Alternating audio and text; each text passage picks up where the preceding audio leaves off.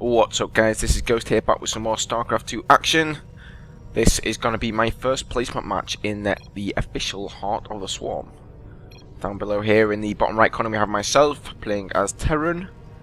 And up here in the top right we have Mr. Irubataru, or however you would like to pronounce that name. I'm not exactly sure about that. But nevertheless, this is quite a nice game. I'm not sure what rank this guy was. In fact, I believe, if I remember correctly, that he was not placed yet. So I think he was doing his placements just as I was. But he was level 7.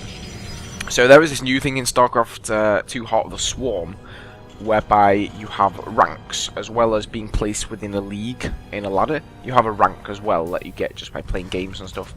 And I was rank 1, I hadn't leveled up at all. This was my very first game within Heart of the Swarm. And he was rank 7, so I don't really know if that means much. I mean, I think you get experience for losing as well as winning. But yeah, the main reason I wanted to show you guys this was really due to the spider mines. They are so freaking awesome. I showed you a game back in Heart of the Swarm beta. Unfortunately, I didn't manage to record many games back then before the beta ended. But the one game I did record and show you was kind of showcasing the Hellbats, which was one of the new Terran units.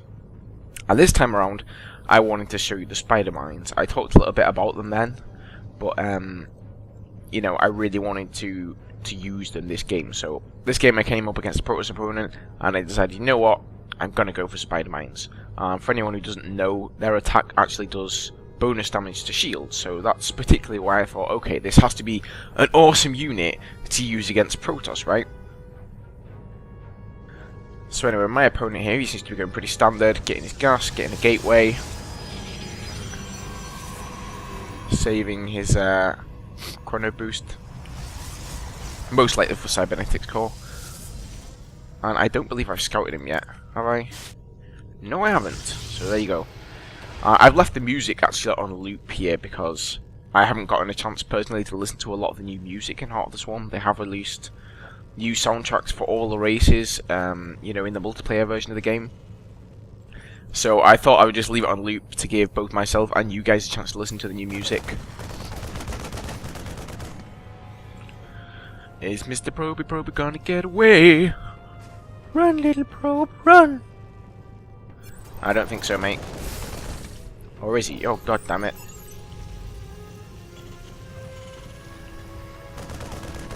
Ha ha ha ha. Alright, and I haven't even scouted him yet. Lucky me! I get to him at the last possible position. So what's he doing here? Okay, there he goes. Chrono boosting his cyber core, finally. Nice little replay feature, by the way. You can actually now click on any of the units in production to hop to that unit, which is, you know, it makes hopping around the unit, around the map a lot easier. Before, people were like, oh, where's that Ghost Academy? And they would be trying to find it everywhere. Now you can just click on it. And he's getting one of the new Protoss units up here, which is the Mothership Core. And man, these things can be goddamn annoying, believe me. I didn't take that much of an interest in the beta, so I didn't really research what exactly they could do. Last I heard, they had very different abilities than what they have now. But they can essentially, they can turn the Nexus into a cannon, which is this ability here, Photon Overcharge, energizes the target's Nexus Cardarian Crystal, turning it into a powerful long-range weapon for 60 seconds that deals 20 damage. That is a really nice defensive ability for the Protoss. They stick it on a Nexus, and it effectively acts as a very powerful photon cannon. So, you know, that's nice if you're completely defenseless. Mass Recall, this was an ability of the Arbiter back in the original StarCraft, and it was on the Mothership in Wings of Liberty. It's now on the Mothership Core. And of course you can upgrade it into a Mothership, so I think they really just brought this out to give the Mothership a little bit more use, because you would only see it late game in Wings of Liberty, whereas now Protoss players are getting out on Mothership Core at the start of the game, like pretty much as standard, you know, just as a Terran will go and get his orbital command, they'll be getting out on Mothership Core. And yeah, Time Warp as well they have. Warp space-time within the target area for 30 seconds. Enemy ground units that enter the field have their movement speed reduced by 50%. That's quite annoying. You won't see it in this game, I don't think. I had another game against a Protoss opponent where he used this. Man, it is really annoying when you're trying to do the stutter step with your Marines and, you know, micro your Marauders with the concussive shells. Throwing down that time warp makes a big difference, and it makes things very hard. Aha! Here we have Mr. Widowmine. So I'm going to be building a lot of these during this game. And I went for an expansion here. I don't think at this point... No, I didn't. I had no clue whether he's expanded or not. I haven't scouted him yet again here. So I thought, I'm going to go for an expansion, and I'm going to use these Widow Mines to defend. They can burrow underground. Or, in fact, you really have to burrow them underground. Once they're burrowed, they can't move. But they are able to attack. And that is with these Sentinel missiles here. And as you can see, they deal 125 damage, which is a crap load. And an extra 35 versus shield. So if we're attacking a shield target, that's going to do 160 damage. Plus 40 splash damage to nearby units. How as I found out in this game, you actually have to be careful of your own units. Because they can definitely get caught in that splash as well as the enemy units. Something else you might be interested in knowing is that siege tanks no longer require a siege upgrade. I had no idea about this in this game, but I was playing against my brother a little while later. He got roaches out, he was playing Zerg, he got roaches out. I built a siege tank, thinking, oh right, I'm going to have to upgrade to siege mode now. And then I looked and there simply was no siege mode, and I was like, wait a minute, siege mode just comes ready with the tank, that is awesome. So, you know, it may sound like a very small change, but I think it's really going to increase the amount of times you're going to see siege tanks coming out in a game. I mean, it's quite an investment getting those siege tanks out, as well as the siege mode itself. So, you know, not needing that siege mode anymore is going to be, it's going to be pretty damn nice. I'm definitely going to be using siege tanks a lot more knowing that. Okay, so here we go with these Spidey Mines. Now we're going to see what they can do. It's very interesting micro dynamics that these are going to add to the game. You'll see here that I do a number of tactics of like dropping, and I try to keep my mines separate and move them up by themselves, because obviously they're very vulnerable when they're walking. They can't attack.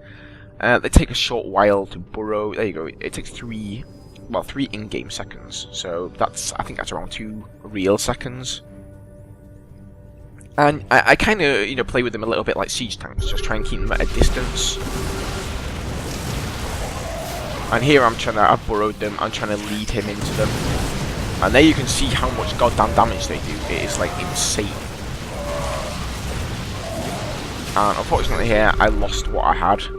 And you see he's got Templars out as well. But since I know he's gone Templar Archives, rather than going for robotics and getting Colossi, I know that it's pretty unlikely that he has observers up and running. And have I scanned him, in fact? I haven't scanned his tech yet, so I don't really know at this point, but I'm sort of hoping for the best. Obviously, if he's got observers, that's going to mean he's going to be able to stomp over my mines. But these things are also able... Oh shit, what was going on here? Sorry guys, I'm missing a drop. What am I doing? So I dropped a little mine in there. Thought I would try and cause some disturbance. And at the same time, I'm moving up here with my mines. So I basically just did this drop, not to try and take him out, but just to try and disturb him. And now I have these mines planted between his ramp and his expo.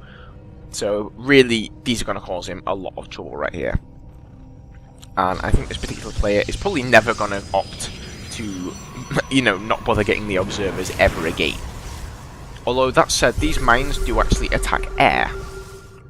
So as long as you see the observer and you scan, you can see the range in them. It's not huge, but if you scan that and there's an observer within this range, they're easily going to be able to take it out.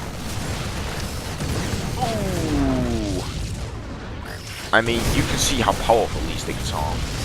Some of the tactics that sort of I thought about while using these is, I mean, imagine if you would just drop them into a mineral line, you know. You could get out Widow Mines, a quick dropship with that lovely speed, just drop them into the mineral line here, and every few seconds, once their charge is ready, they'll be blowing up a crap load of probes. Now, believe it or not, even though he's not able to take out my Widow Mines, he is actually killing my army off. But that's not a problem, because right now, as you can see, I'm wrecking his Expo. And he can't really move anywhere, because he has no idea where the Widow Mines are. So he's got 2 up here in his base. And you can see he's got an Observer up. Aha, he's managed to take 1 out. That actually, as you saw there, was quite annoying. The range of the Stalkers is just enough. Oh, sorry, Mr. Observer. I got a scan on there, took it out. Yeah, as I was saying, the range on the Observer is just enough so that the Stalkers can stay out of range, take out the Widow Mine, and not get hit by it. So that's what Process players have got to do, really. Right here, I'm just doing the run around, you know, waiting for my charge on the Widow Mines to recharge here, thinking, oh, come on, hurry up, and boom! And as you can see there, I actually hit my own guys.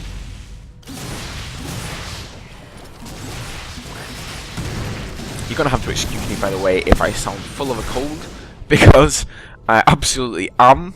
I was pretty damn sick on Wednesday. I felt like crap. And yeah, anyway, I'm not gonna whine about it, but you know, just excuse my voice if I sound like my nose is full and bunged up. Oh, at this point he's pretty screwed. He's got no workers at his Expo.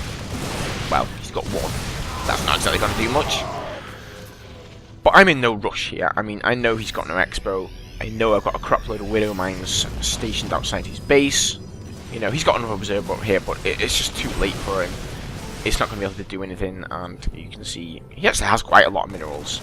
I have an insane amount of minerals, 2,000. I should be pumping out units like a bitch. I should be getting this Expo up, but alas, I am not the best player in the world, so there you go.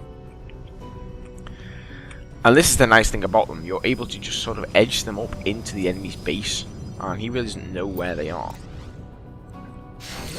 This is how it looks from his perspective. Apparently he can see some sort of shadow here, I didn't really know that. I'm not sure if that shadow appears when I burrow them, or when they fire, but he's somehow able to see where the Widow Mines are. And there you see, they appear then, when they're ready. Sorry, I don't really want to try and even win. Well, I don't blame you, mate. You're pretty dead as it goes. Anyway, guys, that's it from me. This wasn't the most entertaining game, I know, but I thought it showcased what Widow Mines are capable of for you guys. So anyone out there who's thinking about using them and how to use them, maybe you'll gain a little bit of insight. Right, anyway, guys, hope you enjoyed the content. If you did, feel free to like, subscribe, and all that good stuff, and I'll see you soon for another video. Cheers.